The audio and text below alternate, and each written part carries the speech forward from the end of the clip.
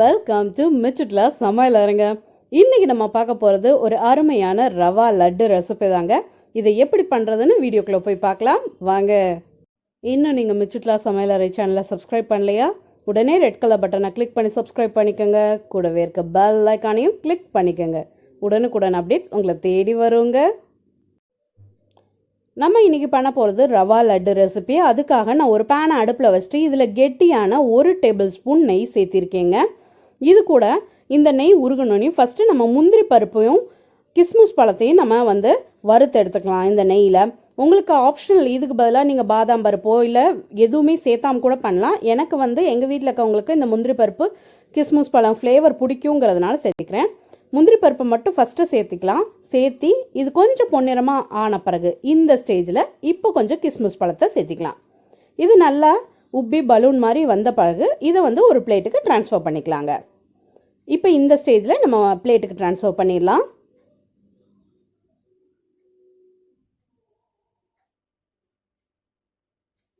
இப்போ அதே பேனில் இன்னொரு டேபிள் ஸ்பூன் நெய் சேர்த்திக்கிறேன். ஏற்கனவே நம்ம 1 டேபிள் ஸ்பூன் சேர்த்து தான் அந்த முந்திரி பருப்பை வறுத்தெடுத்தோம். இப்போ இன்னொரு டேபிள் ஸ்பூன் சேர்த்துட்டு இதில் 1 டம்ளர் நிறைய ரவையை சேர்த்திக்கிறேங்க.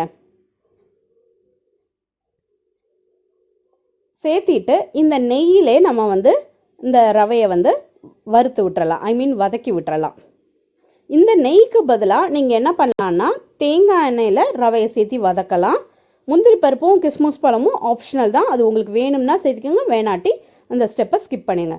இப்போ நல்லா ரவை வறுபட்டுருச்சு. இதை ஒரு பிளேட்டுக்கு மாற்றிடலாம்.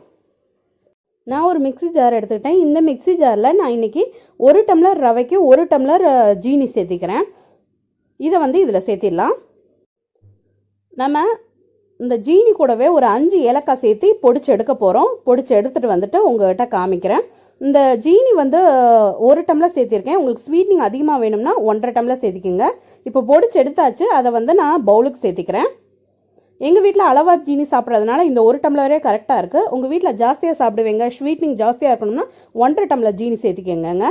லைட்டிங்கில் டிஃப்ரென்ஸ் இருந்தால் அதை கண்டுக்காதீங்க. பிகாஸ் பவர் ப்ராப்ளம்னால அந்த மாதிரி டிஃப்ரென்ஸ் தெரியுது. இப்போ நம்ம வறுத்து வச்சிருக்க ரவையும் அதே மிக்ஸி ஜார்லேயே சேர்த்து நான் பொடிச்சு எடுத்துகிட்டு வரப்போகிறேன். பொடிச்சு எடுத்துகிட்டு உங்கள்கிட்ட காமிக்கிறேன். இப்போ நம்ம பொடிச்சு எடுத்துகிட்டு வந்த ரவையையும் இதே பவுலில் நான் சேர்த்திக்கிறேங்க.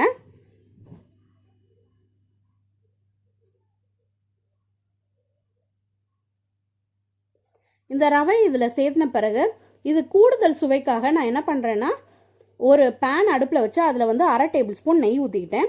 நெய் உருகினதும் இதில் ஒரு 1/4 மூடி தேங்காய் சேர்த்திக்கிறேன், துருவின தேங்காயா. இந்த நெய்யில் நீங்கள் சேர்த்துறதுக்கு பதிலாக தேங்காய் எண்ணெய் ஒரு 1/2 டேபிள் ஸ்பூன் ஊற்றி கூட நீங்கள் அதில் தேங்காயை வதக்கிக்கலாம்.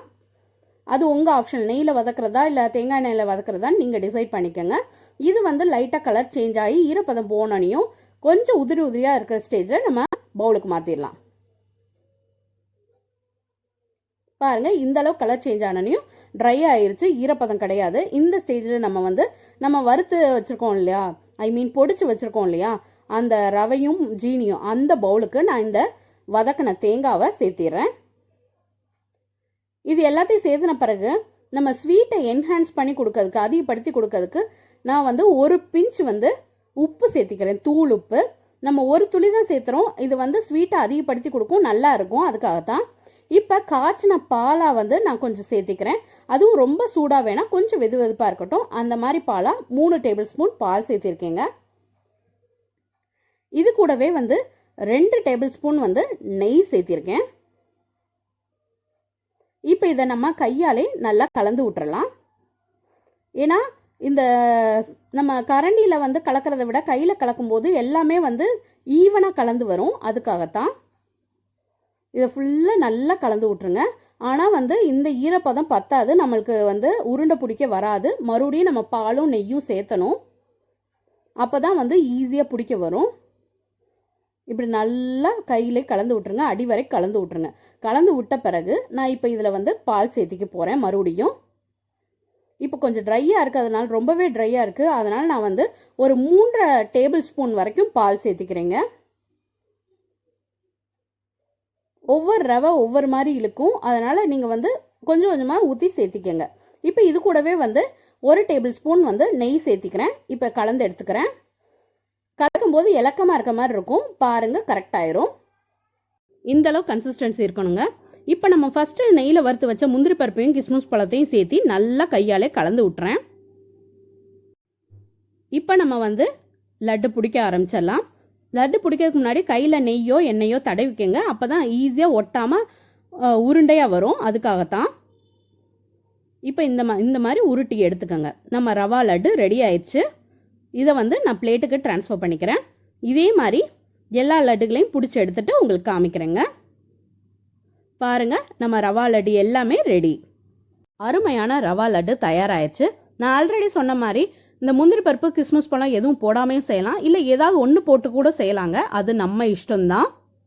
ஏதாவது ஒரு நட் சேர்த்து பண்ணும்போது இதோட சுவை வந்து கூடுதலாக இருக்குங்க.